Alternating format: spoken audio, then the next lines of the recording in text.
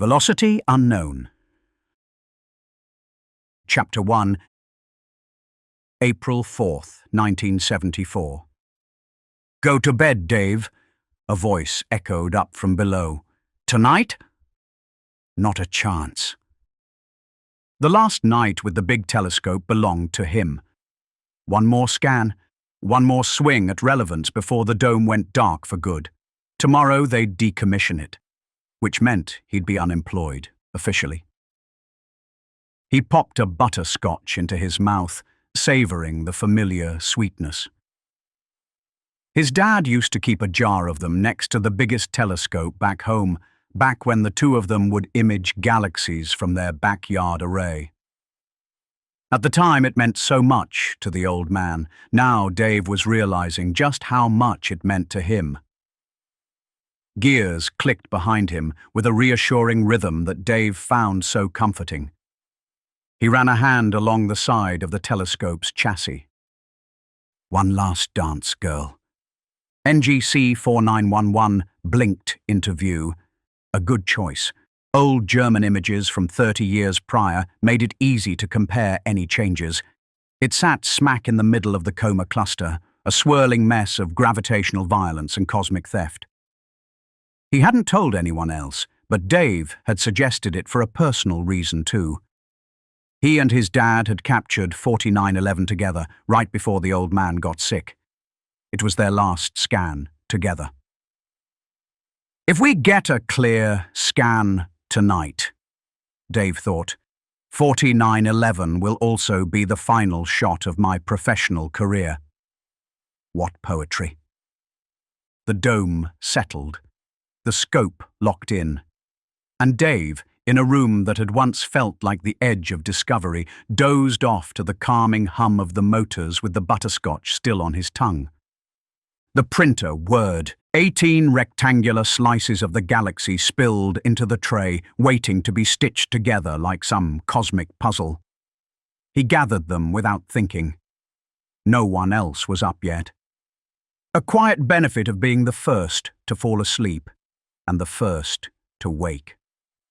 Out came the old German scans. He lined them on the light table, overlaid the new ones, and began matching the brightest fixed points. His stellar anchors across decades. Supernova remnant. Check. Background quasar. Check. Local cluster core. Check. 3 more points locked in cleanly, but the fifth dot was off. It was near the outer fringe. Not bright enough to be a new star, but not in the old photo either. He hesitated. Maybe just a resolution fluke? He moved on, finished the alignment, then doubled back. The dot still sat there, clear as day. He was still staring when Steve walked into the mess, salt ready for war. "Morning," Steve grumbled, aiming the shaker at a pile of scrambled eggs. "Check this before you drown those," Dave said, dropping the scan on Steve's plate. Steve didn't look, just kept shaking. "Ah, what now, Dave?" came a frustrated sigh. Dave waited for him to stop salting the photo. When he finally set down the shaker, his eyes drifted toward the print as Dave wiped it clean. "This is from the final scan?" Dave nodded. Steve squinted, then grinned. "No way. We found a red circle. Must mean new physics are at play. We're in for a Nobel, buddy." Dave rolled his eyes. "Get bent. Look at what I circled." "Yeah. So? It's a dying star." "No," Dave said, voice low, looking over his shoulder like a paranoid villain. "I'm pretty sure we've got something entirely new here." Steve slouched further into his chair, completely exhausted and morally defeated, eating his last breakfast under the big telescope. He looked up slowly, locked eyes with Dave, and said, "Uh-huh. Just like Planet X." No heat in the jab, but it landed anyway. There was a long enough pause to make Steve regret saying it, but Dave didn't respond. He just pulled another scan from the stack. Steve sighed. His fingers toyed with a chewed-up pen. Click, click, click, then into his mouth. Classic tell. "You're serious?" Dave just stared at him until he finally took a look. "Every other point of light in the area appears on both scans," Dave said. "Every single one. Except this." The dot shone like a pinprick against time itself. 30 years apart, he added, and this one just shows up. Steve's mouth went slack. The pen fell. It bounced off the keyboard, hit his leg, then rolled off his foot and across the floor before he finally said, "You're serious." Softer this time. Not a question. "We've found something new." For the first time in years, silence bound them. Chapter 2. May 12th, 2028. The stack of first-year essays wasn't going to grade itself. Chloe sat cross-legged on the floor of her apartment, red pen in hand, surrounded by half-drunk mugs of coffee and annotated star charts. The air smelled like instant ramen and whiteboard marker. Outside, the early evening light washed the brick buildings in a dusty amber. She rubbed her temple and circled another paragraph, rambling, no thesis, vague citation, when her phone buzzed beside the keyboard. Unknown number. Maryland area code. She almost let it go as spam, but then something clicked. NASA. It almost went to voicemail while she made the connection. "Hello? Chloe Park? Yes? This is Dr. Hovarth from the JWST Allocation Board. I wanted to personally congratulate you. Your proposal has been approved. 12 hours of observation time starting October 17th. Chloe blinked. "Wait, are you serious?" "Very.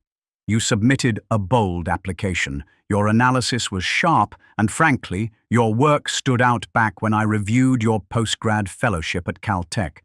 We're excited to see what you do with the time. I thought I'd get filtered out before it even reached the committee. You didn't. Welcome aboard, Chloe." The line went dead. She stared at the phone in her hand, then slowly lowered it into her lap. 12 hours. She leaned back against the couch, heart racing, suddenly aware of the heartbeat of the city outside, the hum of traffic, the bark of a dog, the subtle creak of her upstairs neighbor's footsteps. A tiny laugh slipped out. Then she covered her mouth, unsure if she was going to laugh again or cry. She didn't move for a long time. Then finally, it hit her. She had to pick a target. This was no small choice. Getting time on the JWST was like winning the lottery. This chance wouldn't come back around again in her lifetime. Chloe was determined to find the most interesting candidate possible. Chapter 3. June 24th, 2028. Chloe flipped through the bottom of a dusty archive box labelled miscellaneous. Unsorted, most of the hard copy scans were duplicates or misaligned stacks from the early CCD days. She wasn't expecting anything useful. One printout, though, caught her attention. It was thicker than the rest. She leaned in to read the label. May 8th, 1994. Private Array, Salida, Colorado. D. Myers. She froze. The scan was printed on thick matte stock, already yellowing at the edges. A faint red circle had been penciled near the edge of NGC 4911. The margin was covered in small notes. "Looks like motion. Could be shift. Follow-up required. This could be it." They read. Her chest tightened. He'd been excited and hopeful. Later that night, over tea, she pulled it out from her bag and asked her mum if she knew anything about it. Her mum stared at the scan. "That thing again?" God, he was obsessed. "What is it?" The second big reason they called him a crackpot. First was Planet X, but this was worse. Why? Because he thought this one would save him. But he only had the one backyard scan, and no one would give him scope time. He begged them to let him back into any observatory, but he had no credibility by then. She paused. His notebooks are in the attic. If you really want to know what it did to him. The attic door groaned as Chloe pulled the bulb on the end of the string and climbed the ladder into the attic. Dust motes floated in the golden light like a forgotten galaxy. She moved aside boxes of tangled lights and brittle old Christmas decorations until she found it. A box labeled Myers. Notes, written in block letters. Inside, a dozen notebooks wrapped in a flannel shirt. Her fingers lingered on the worn cuff with the familiar burn holes left from his old soldering iron. As she unbound the books from their decades-long flannel cocoon, 3 butterscotch candies spilled out of the breast pocket and onto the floor. Her eyes welled up at the sweet memories attached. When she was young, they were one of the best parts of visiting him. When she got a bit older, they were the only good thing she could remember. She opened the first notebook carefully. The handwriting hit like a voice she hadn't heard in years. It was precise, confident, organized. Notes were labeled cleanly, timestamps perfectly aligned, calculations double-checked in tiny margins. She skimmed through the first few pages, pausing at a tabbed section marked NGC 4911. The handwriting began to shift, slightly messier, the structure looser. May 8, new scan. Dot visible. May 9th to 11th. Cloudy, unable to stop decommission. No new scan. She flipped the page. The tape had yellowed, but it still held the photo steady. A real printout of the final observatory scan. Does not present in German composite. Backyard and observatory match. No lateral motion. Brighter, sharper, closer. And beneath that, no follow-up coming. They're tearing it all down. ISS denied access. Manitou never replied. Steve won't take my calls. They all laughed. Again. Don't. Die. Wrong. She gently closed the notebook and sat there a long time with her eyes closed and her palm held firm against the cover. That night, she laid the 3 scans out on her floor. The German composite, no dot. The backyard image, a faint smudge. The observatory scan, sharp and impossible to miss. Only 2 showed the object. Both were his. She grabbed a pen and scrawled a line of numbers across her forearm. Brightness, date intervals, distance. It wasn't drifting. It wasn't redshifting. If anything, the sharper image made it appear to be even more blue-shifted than the grainier backyard photo. She stared at the 3 prints for a long time, cross-legged on the floor, tea gone cold beside her. The backyard image wasn't a fluke. It hadn't been noise. Her grandfather hadn't gotten lucky. He'd gotten something real. And now, decades later, it was still there. The sharper observatory scan didn't contradict the backyard image, it confirmed it. She hadn't run the full numbers yet. But visually, intuitively, something about the dot was off. Not just brightness, not just shape. She had a feeling. And that feeling wouldn't go away. No one had bothered to follow up. No one would touch her grandfather's work. She could barely sleep that night. When she did, it was shallow and dreamless. By morning, her arms were covered in notes, tiny notations she'd written without thinking. Cross-check values, comparison dates, Angular displacement, equations that didn't belong on skin, but she'd learned long ago that thoughts scribbled on paper got lost. On her skin, they stayed. She didn't tell anyone. Not her team, not her advisor, not even the friend who had helped her get on the JWST proposal list in the first place. If they knew she was following up on that scan, his scan, she might never work again. So she began to build a lie. Not a big one. Just enough of a mask. She rewrote her draft proposal under a new title: Anomalous Redshift Irregularities at the Periphery of the Coma Cluster. She cited obscure pattern analysis papers and statistical noise flags from older datasets. Enough to sound novel, safe, maybe dangerously close to boring. But the coordinates she listed, those pointed exactly where they needed to the object, to the dot, to her grandfather's ghost. Chapter 4. October 17th, 2028. 4 months later, Chloe stood on a campus rooftop beneath a quiet sky. In one hand, a printout of the James Webb Space Telescope data. In the other, her phone.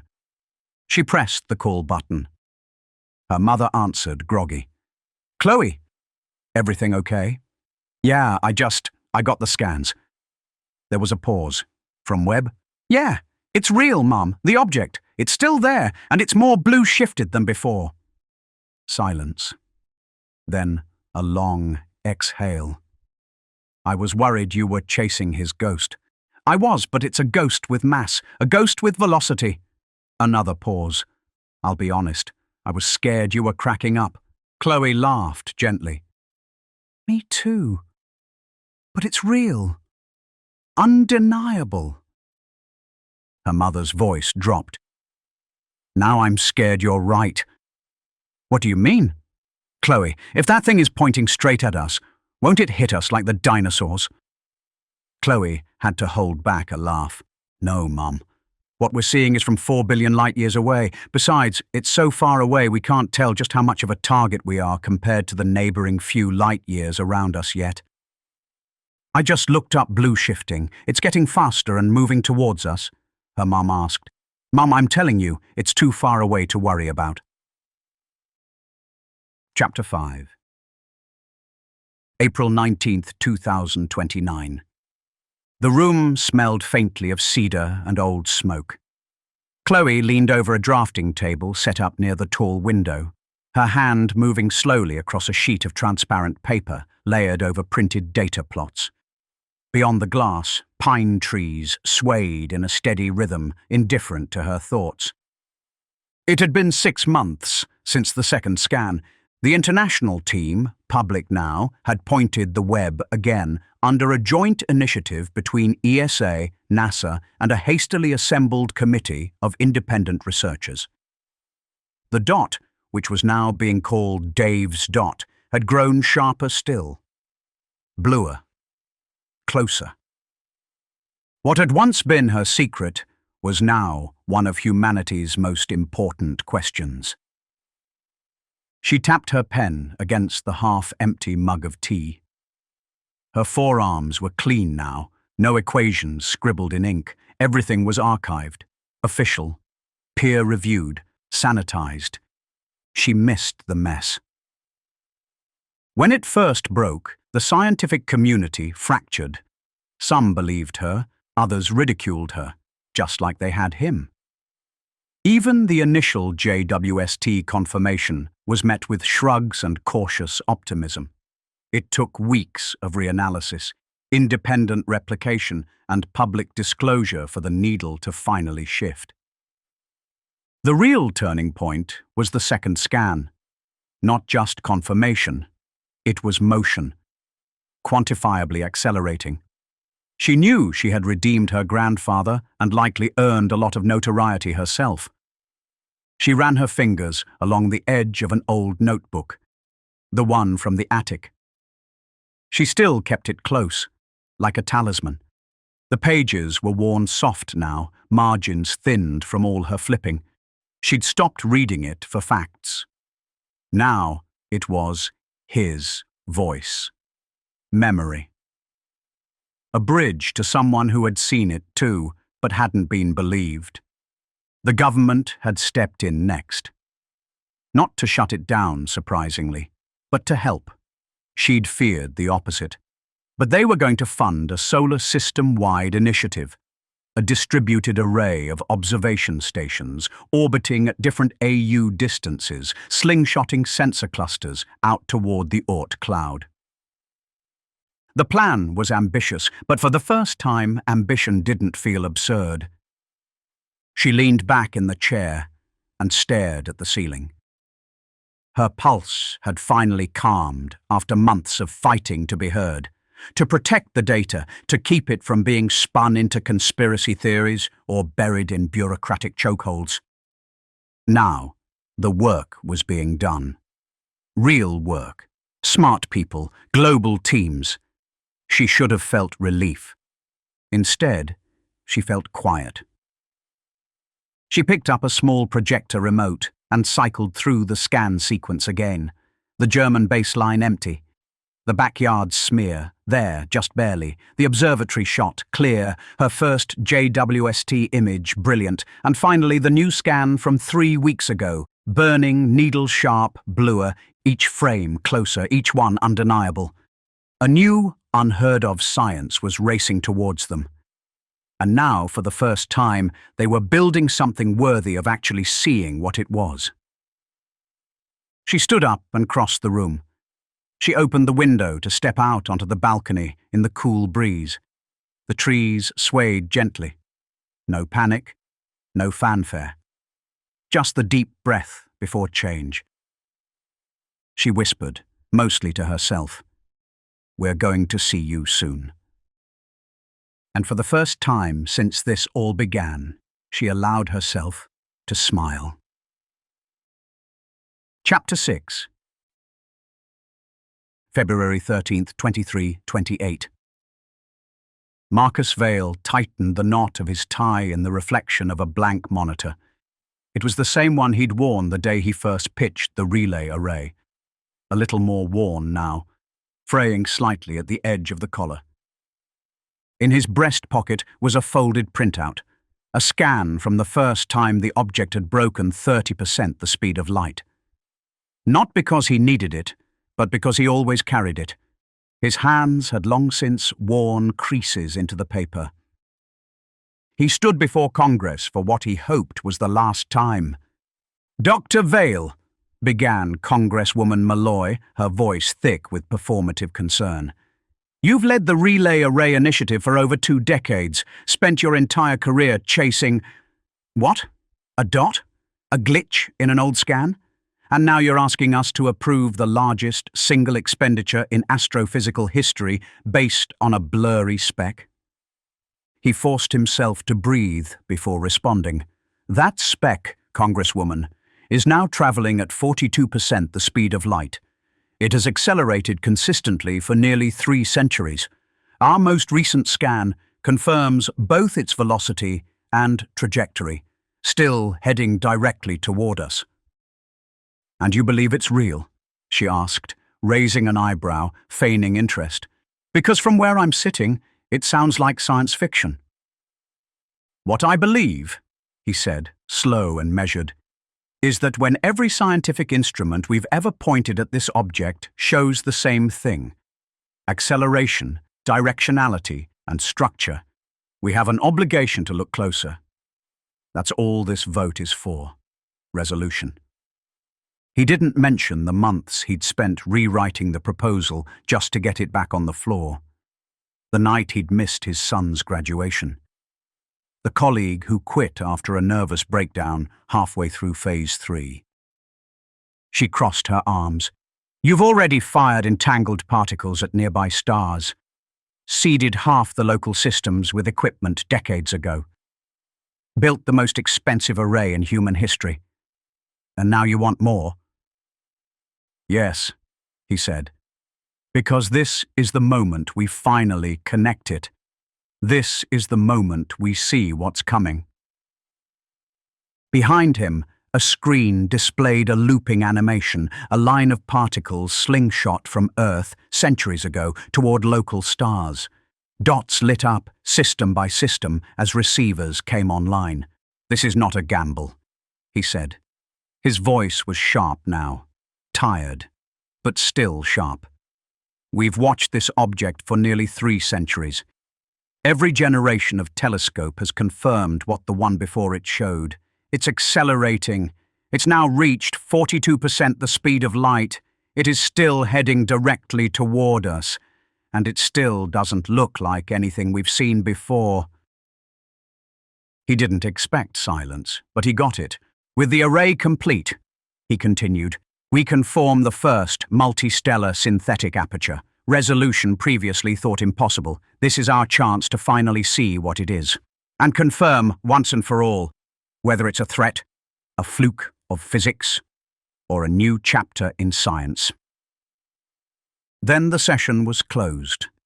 Spectators were ushered out. The gallery emptied.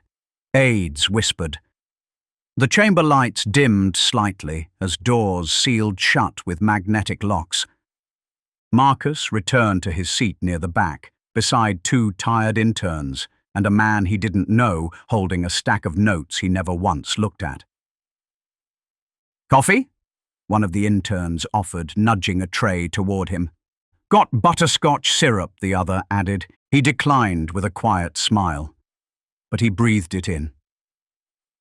Below, 2 aides were in a heated whisper, one scribbling vote estimates while another checked a real-time feed of congressional social channels.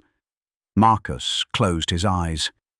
He knew Malloy had 3 swing votes. He knew one of them, Hart, had been unusually quiet. He opened his eyes and tried not to look at the clock. The minutes passed slowly. Conversations turned from whisper to nothing. Somewhere in the rafters, a fan kicked on. "Motion to vote," came a voice from the committee floor. Everyone froze. The lights above the dais flickered once, then stabilized. On the panel screen, voting icons appeared: green, red, yellow. Marcus kept his eyes on his lap.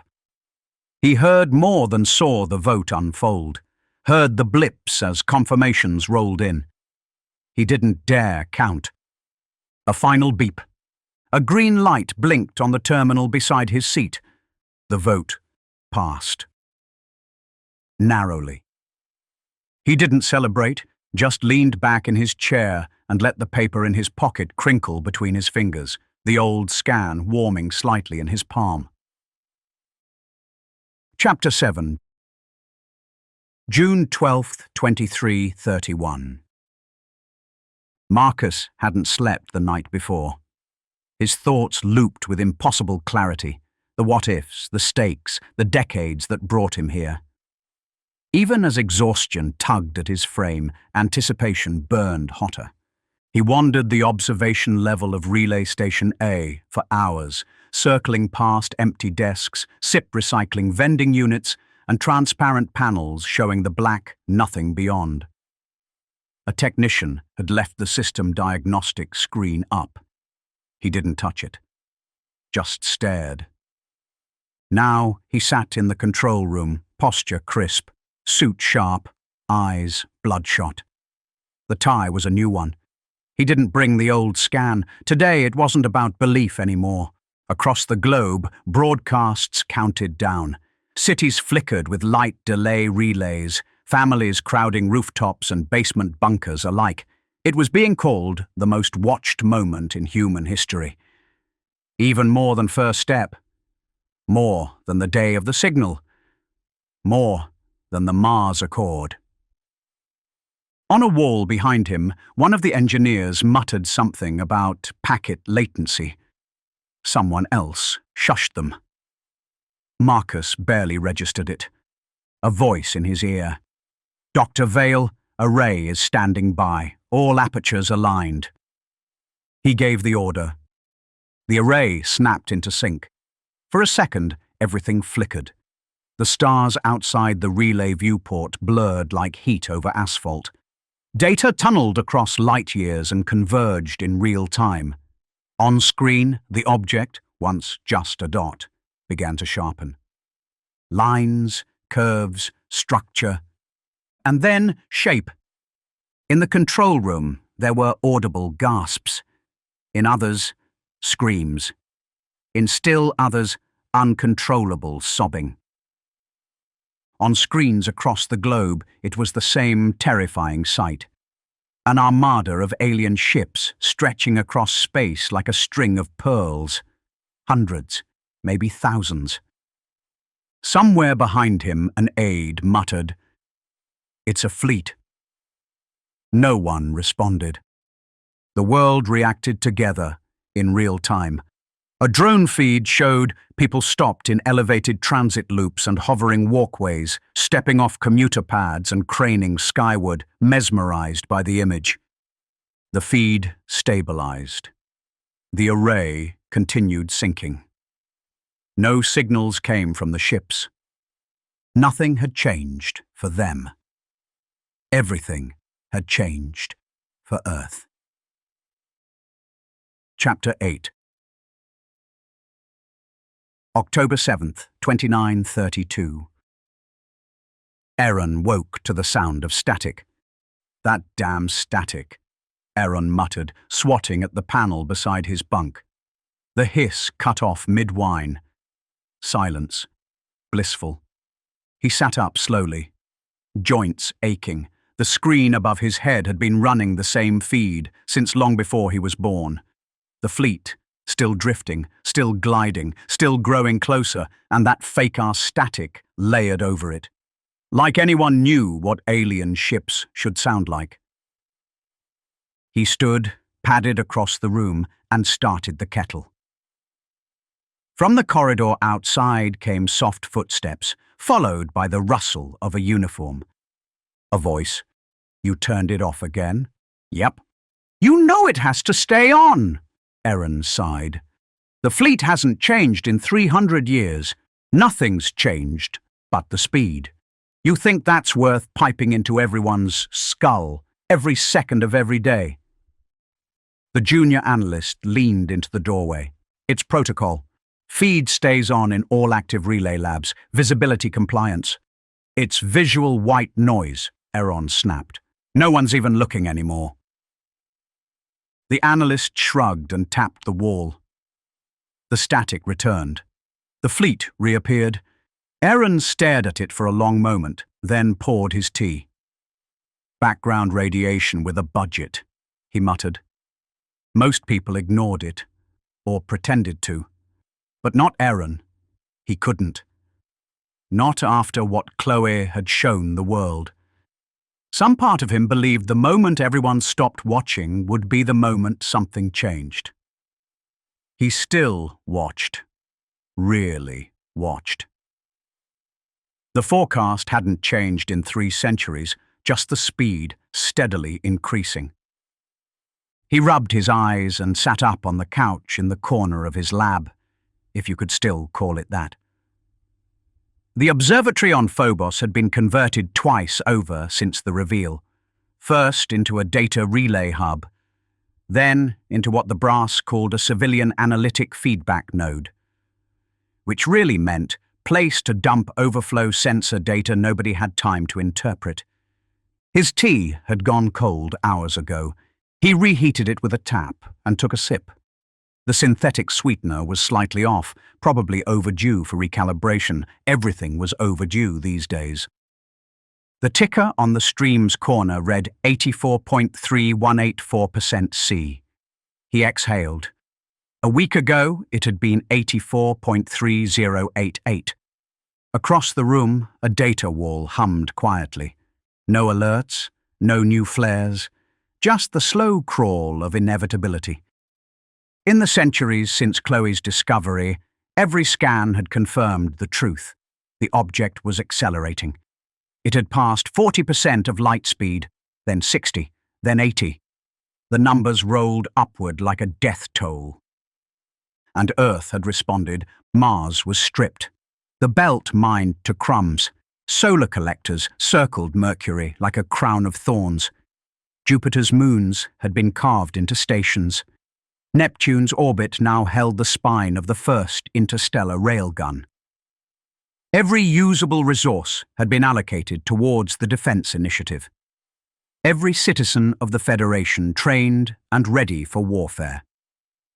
The system groaned with preparation. Everyone expected war. How could they not? A force that vast, headed straight for Earth, gathering speed for 3 centuries. It didn't read like diplomacy. It read like conquest. But not to Aaron. He sipped again and stared at the stream. Why waste 300 years accelerating just to blast us apart? He muttered. No one listened to him anymore. Not really, but that didn't stop him from watching. A chime pinged.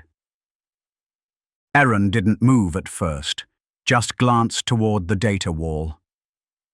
Another ping. He stood reluctantly and crossed to the console. A red marker blinked near the bottom corner of the screen. Velocity deviation. He tapped it. The feed overlay jumped. From 84.4% of C to 84.5% of C. A massive jump. A move of 0.1% usually took months, not minutes. Then again, just a few minutes later, it had rolled over to 84.6. He refreshed the feed, checked the logs. Then checked again. The numbers weren't wrong. The ships were speeding up. Fast. 85.1, 85.2, 85.3. He blinked. Nope. He went to the kitchen to mix himself a relay sour using real whiskey from Earth. By the time he looked again, it read 87.9%. Then 91.4. A screen blinked in the corner. Newsfeed overlay. Anchors shouting over one another. Charts slamming across the background like weather alerts. Speed increase unprecedented. Now estimated at 93.2. How soon before contact? How soon? The ticker read 95.6, within hours. Aaron opened the calculator overlay, entered the distance, factored light delay, plugged in the acceleration curve. A rough voice cut in from the feed. If sustained, it could reach the Oort cloud in years. Someone else interrupted. Just a few years. They were wrong. But the rest of the world didn't know that. 97.2, 98.3. A graphic appeared on the news. Projected trajectory, estimated arrival. Earth was dead center. People on the feed were panicking now, some shouting for diplomacy, others screaming we had to fire first. One anchor just cried, shoulders heaving off screen while the voiceover kept going. 99.1. Aaron backed away from the console, bumping into his stool. Number, no, no. He turned to the wide monitor as the static continued. The fleet hadn't changed, but the speed had. And then, into nowhere, the first ship vanished. Not exploded, not blinked, just gone. He rewound the feed, slowed the playback. No flash, no ripple, no energy spike. 1 second, the lead ship was there, then it wasn't. Another followed, then another. Aaron's fingers trembled. Across the colony, he imagined the same pattern unfolding. Quiet labs, wide eyes, breath caught in throats. No one daring to say it, but all of them thinking the same thing. This wasn't random, this wasn't coincidence. He isolated the formation, plotted each ship, color-coded their flight paths, rotated the projection. And then, as half of the formation vanished, there it was. A rhythm taking shape, a double helix. What the hell? He whispered. He scrubbed through the departure order again. The lead ships, then the pairs, the coils. He fed the second half of the pattern into a shape recognition filter. The result, RNA structure detected. He stood up too fast. Tea spilled across the console. It's not a battle fleet, he said aloud. They have a message. He stared at the model, at the base pairs, still shifting in time. It was a signature, a sequence, not your enemies, your architects. He blinked hard, heart pounding. His mouth was dry, his skin prickled like frostbite, dread and wonder competing beneath his ribs.